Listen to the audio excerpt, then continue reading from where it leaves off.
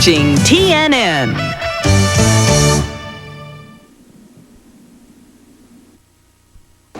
The pioneers of stock car racing forged a rich tradition of exciting competition. Finally, the first book ever devoted exclusively to the sport's colorful early days. If you're a real stock car racing fan, you've got to own this book. Hi, I'm Ned Jerry. I have a lot of fond memories about those early days in stock car racing. That's why I'm so excited about this series of books, 40 Years of Stock Car Racing. In Volume 1, the thrilling first decade of stock car racing comes back to life in more than 300 pages of racing summaries, box scores, and hundreds of rare photos. 40 Years of Stock Car Racing. It's your complete source for NASCAR's formative years. If you're a real stock car racing fan, you've got to own this book. Have your credit card handy and call toll-free 1-800-238-9300 or save COD charges by sending $24.95 plus $2 shipping and handling to 40 Years of Stock Car Racing, P.O. Box 10030, Stamford, Connecticut 06904. USO Celebrity Tour starring Loretta Lynn, Saturday on TNN.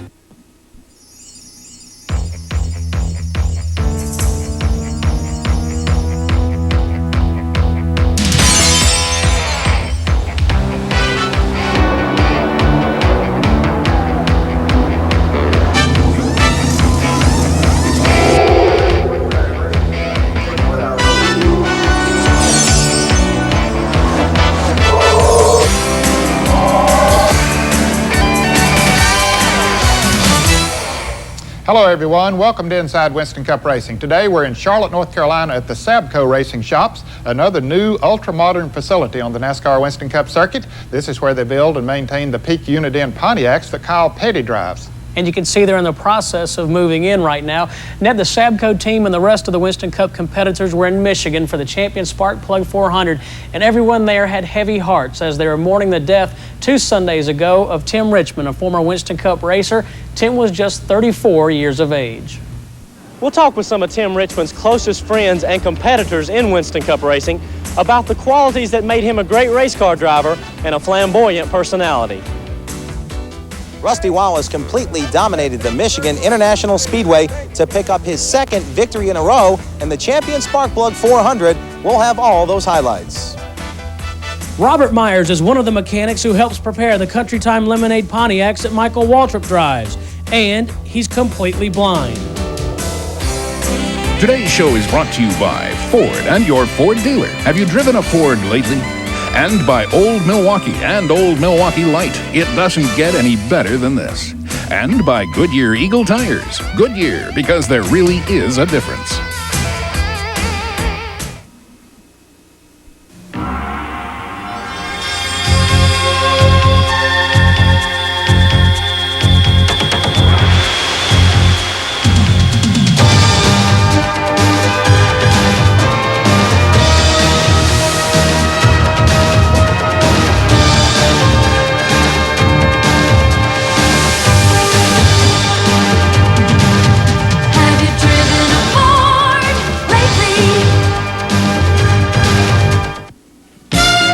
Beale Street and Old Milwaukee both mean something great to these guys. Beale Street means a blues festival and spicy barbecue, Memphis style.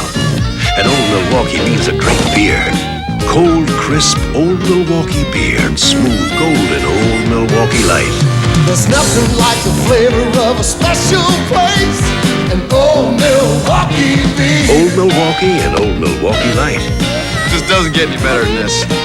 Yeah. It is from Kodak. It is for the advanced photographer. It delivers the highest resolution. Microfine grain. Superior image structure. It is called Ektar. Sounds like the most impressive color print film ever made? It is. New Ektar film by Kodak. The genius is in the details. How hot can it get inside your car's engine? 570 degrees under extreme conditions. Take a leading motor oil. Take Mobil 1. Of course, Mobil 1 costs more. But under extreme conditions, when you see what can happen to conventional motor oil, it doesn't pay to play with fire. Mobil 1. Isn't your car worth the extra protection? Only one oil finished number 1 at the 1989 Indy 500. Mobil 1, the choice of champions.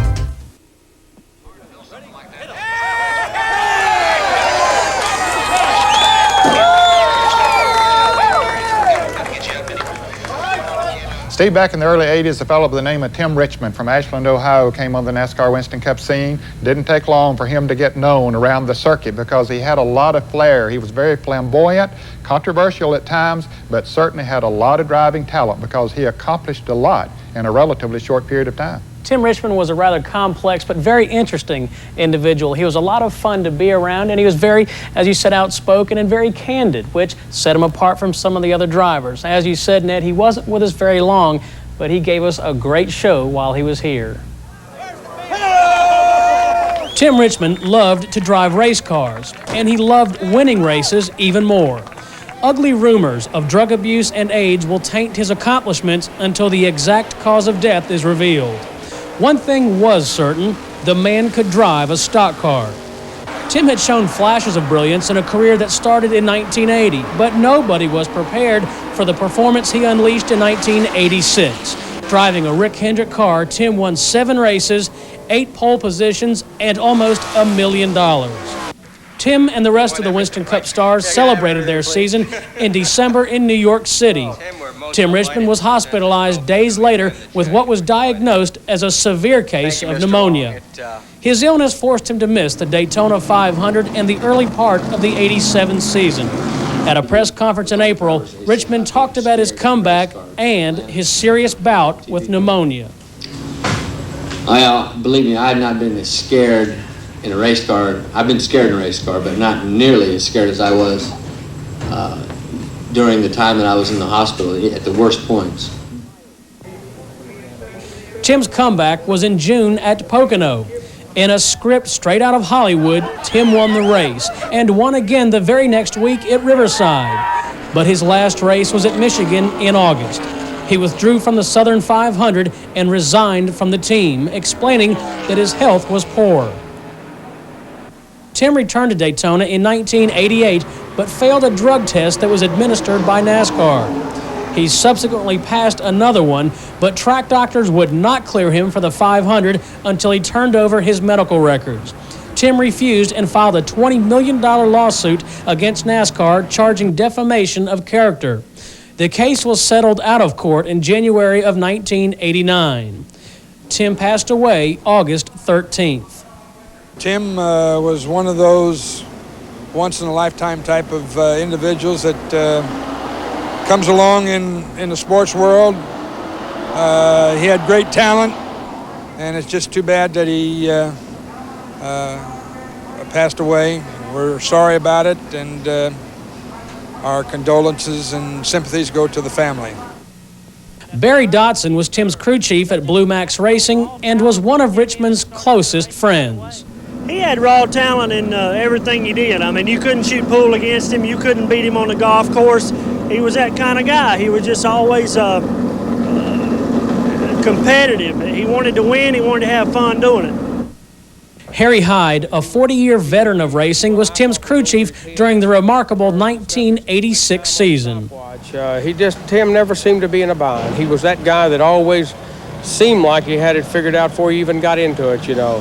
And he was great. I don't know what made him a great driver. All I know is that when I see one, I know one. I've been watching him for 40 years, and he was the best thing maybe that will come along in our generation. I don't know.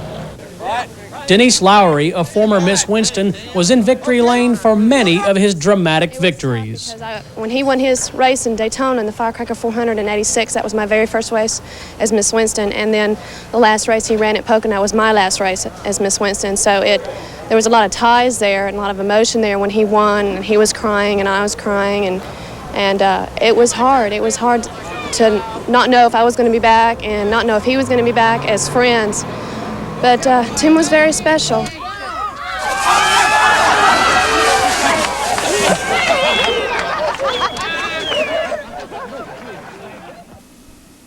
Well, Steve, it's always sad to see someone with so much talent pass away at such an early age. We need to take a short break. When we come back, we'll have highlights of the Champion Spark Plug 400 from Michigan. And we'll have the inspirational story of Robert Myers. And Ned, as we go to the break, here's this week's Kodak Close Call. Brought to you by Kodacolor Gold 100 Film, the truest, most accurate color of any print film. Show your true colors on Kodacolor Gold Film, the official film of NASCAR. The closing stages of the 1988 Oakwood Homes 500. Sterling Marlin is battling Darrell Waltrip. Marlin nearly loses control. Brett Bodine noses his Thunderbird down low on the track, and it's 3 wide through turn 4. As they head for the start-finish line, Marlin becomes the meat in the sandwich. Sterling drifts up and clips Waltrip. Miraculously, Darrell Waltrip hangs on and drives the Tide Chevrolet to a second-place finish. Here's the leader in compact trucks, Ford Ranger, with big advantages that Chevy and Toyota don't have. Go with the leader. Advantages like 4-wheel drive at the touch of a button. Only Ranger 4x4 has it, standard. Go with the leader. And Ranger beats Chevy S10 in standard horsepower and torque. It's today's best-selling compact truck. Go with the leader. Ford Trucks. See your dealer now for low financing or special savings during the official Ford clearance.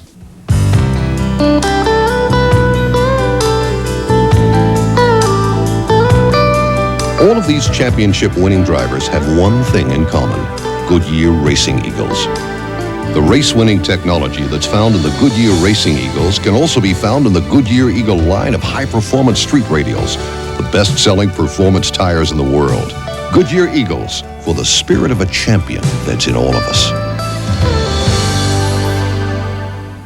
I'd just about given up.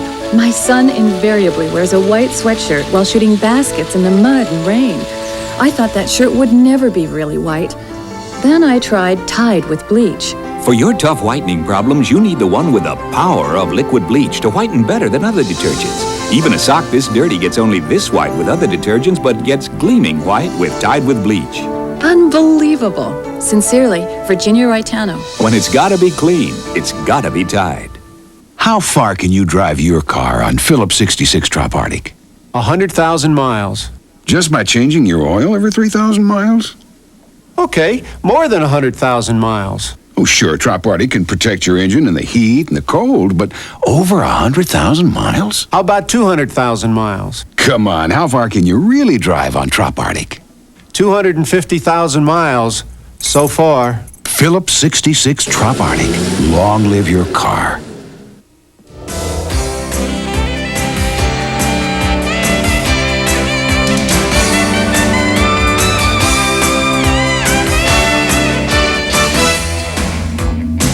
Now, the Winston Cup Tour stopped last weekend for the second time this year at the Michigan International Speedway, and boy, the drivers love that track. It's a 2-mile super speedway, and they run wide open. Well, it's a driver's track, no question about it. They can run low, they can run high, they can run 3 or 4 abreast, and I'll tell you, it's a fan's delight as well. But if a driver gets his car hooked up, he can pull away a little bit. The Champion Spark Plug 400 was another good one, and Randy Pemberton has the highlights.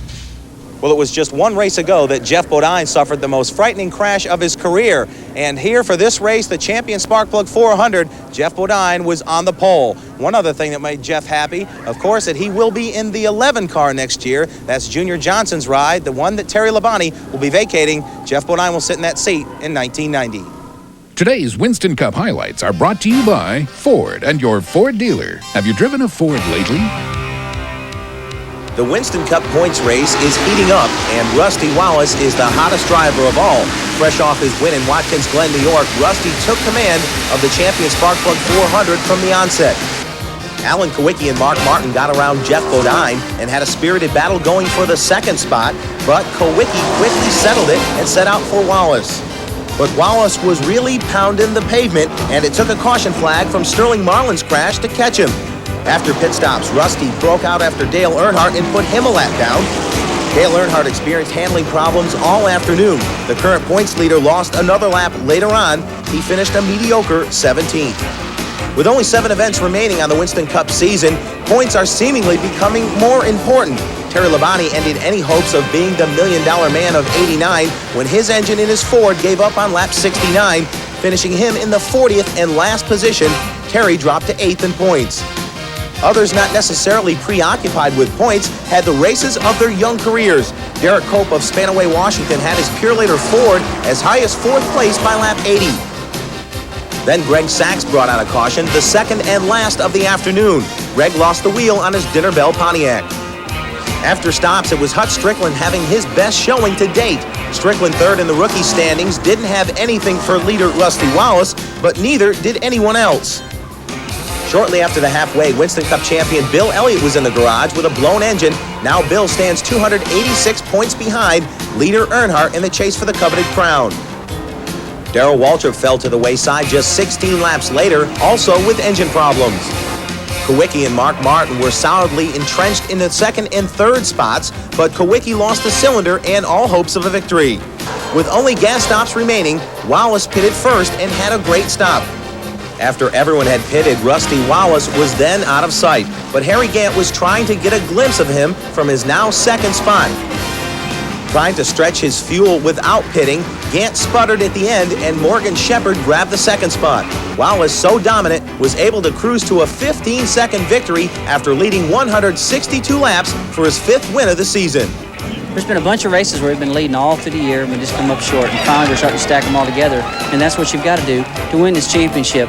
I was a long way behind, and now I'm not too far behind, so I cannot believe all the people that fell out that were in points contention today. It was amazing. And as you said last week, you're coming up on your strong stretch right here. This is where you started it all last year, and you're starting it again. Well, I think so. You know, we've got a lot of good racetracks coming up. So does Dale, and I just hope the best guys can win at the end of the year, whoever it may be.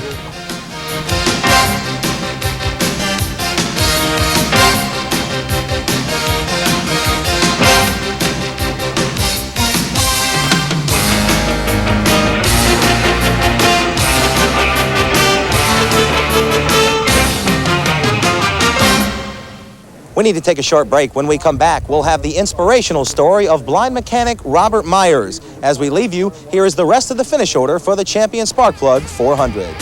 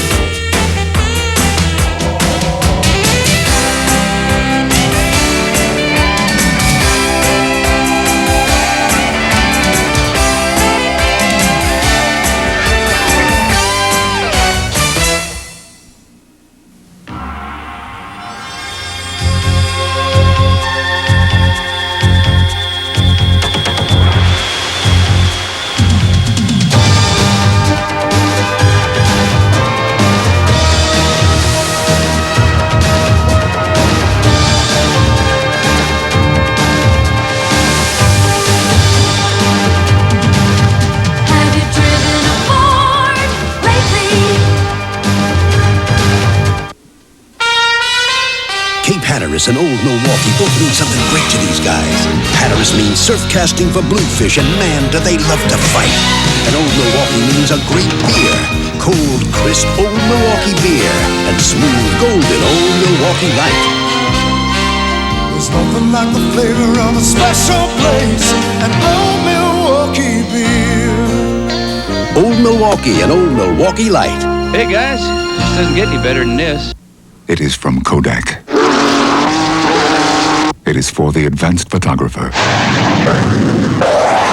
It delivers the highest resolution, microfine grain, superior image structure.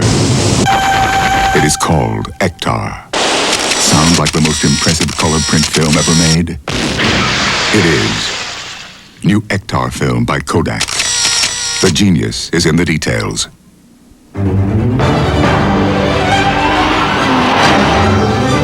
This is how a Ferrari Testarossa looks on the road. And this is how a Ferrari Testarossa looks to the road, where it ultimately responds through the contact patch of its Goodyear Eagle tires. The exclusive tires chosen by Ferrari for every Testarossa sold in America. Goodyear Eagles, because there really is a difference.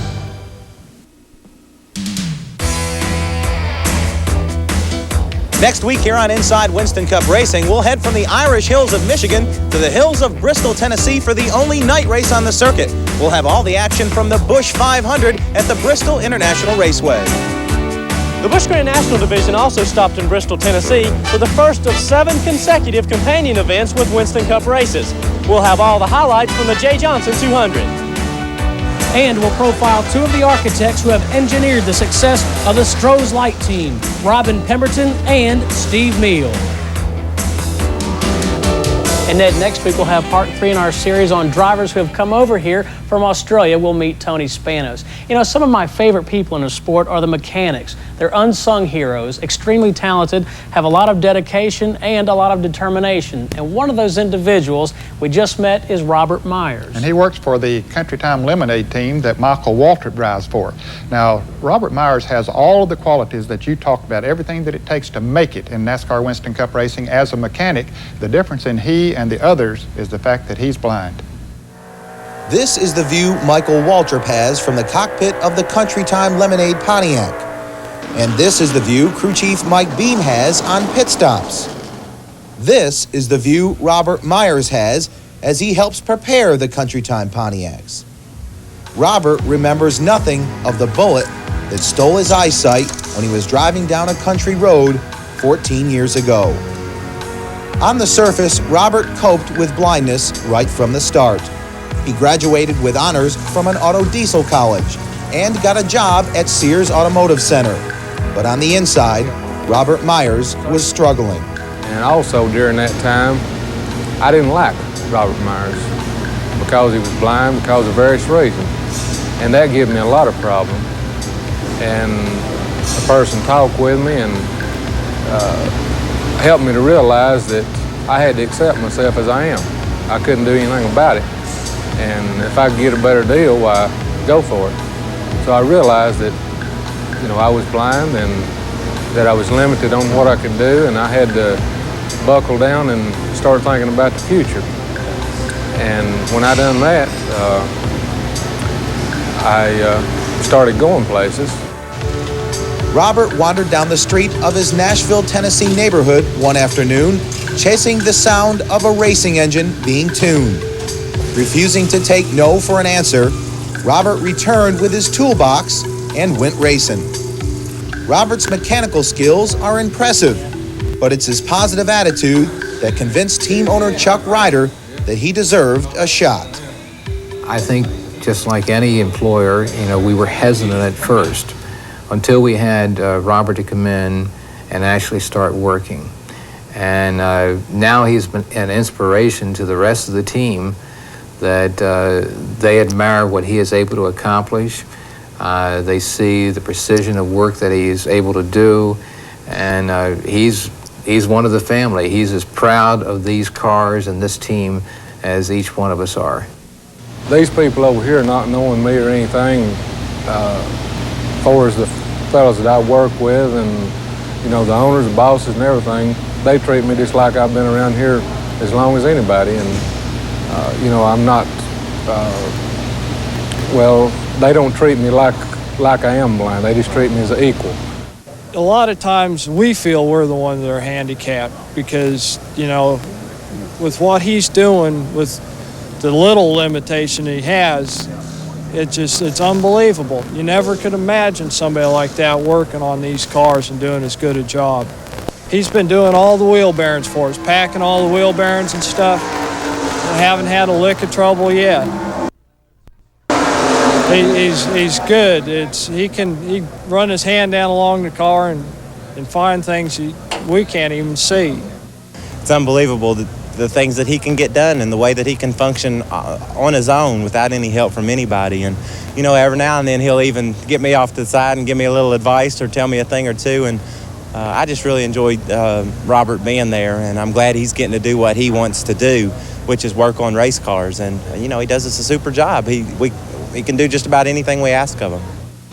Robert refers to his blindness as little more than an inconvenience. Some of his tools are made special, but he doesn't want or get any special treatment. You know, like I told him the other day, we sit down and we had a long talk. I said, you know, I know that there's a lot more you want to do, and, you know, it's going to come to that. But, you know, I treat him just like I do everyone else when they come in. You know, you got to feel him out and just find out exactly what he can do or what his limitations are. And I'm going to be honest with you, I hadn't really found nothing yet. Would you perceive it to be more difficult for you to do it than a man with sight? No, not really. Because I have the gift or talent, whatever somebody wants to call it, of getting a picture in my head of what I'm working on. And like this car sitting here, you know, I know what the car looks like in my head, just the same as you do. You see that yellow color, well, I've seen yellow before, so basically I can relate to a yellow car sitting there. And all the mechanical parts on it, I have an image of them in my mind, so I see that car, so I can work on it as good as you can. You know, they might be something like the electrical wires, chasing them down. I could wire the car if I had to, but... Years ago, Robert could have given in to the overwhelming emotion of self-pity. But he struggled, sacrificed, and ultimately succeeded. Robert Myers sees things a lot better than most of us. Have you ever felt like you've had something extra to prove because people maybe have perceived you that you couldn't do it? Well, to myself, yes. Because if I had listened to those people that said, you know, you can't do this, you can't do that, and when I first mentioned this, people said, that's impossible. So there's people that, you know, has got more talents than you do and got better credentials and everything else, can't get into it. And I explained to them that's what I wanted to do, and I made up my mind I was going to do it. And if it had took 20 years until everybody said no and there wasn't no other doors to be open, I was going to pursue it and keep on pursuing it. Because if you want something bad enough, you go out there and work for it, you can get it. They don't give it to you. It's not easy. But if you work for it, you can get it.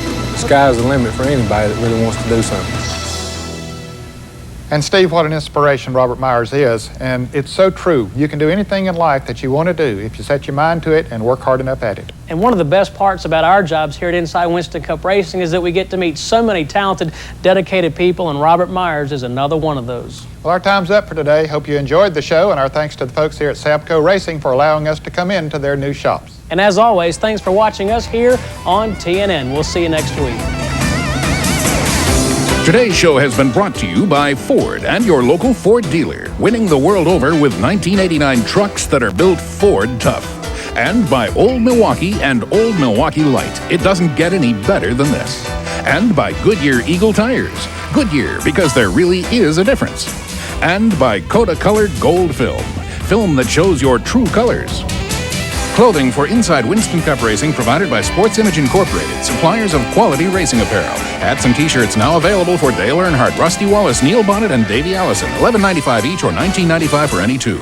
Credit cards only. Call 1-800-356-9700. Ground transportation for the crew of Inside Winston Cup Racing is provided by Fleetwood Enterprises, makers of this 34-foot Pace Aero motorhome and a full line of other excellent recreational vehicles.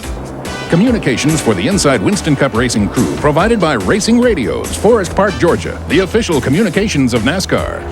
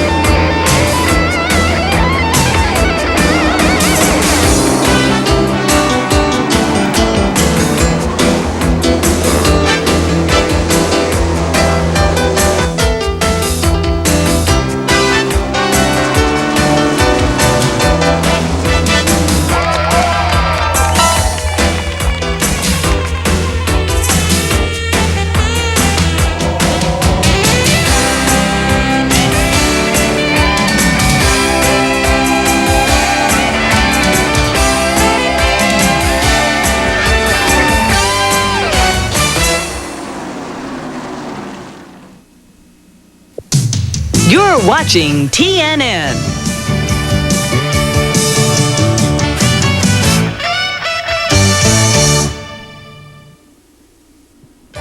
Don't miss our special preview week of A Conversation with Dinah. Weeknights at 8 Eastern, starting Monday on TNN.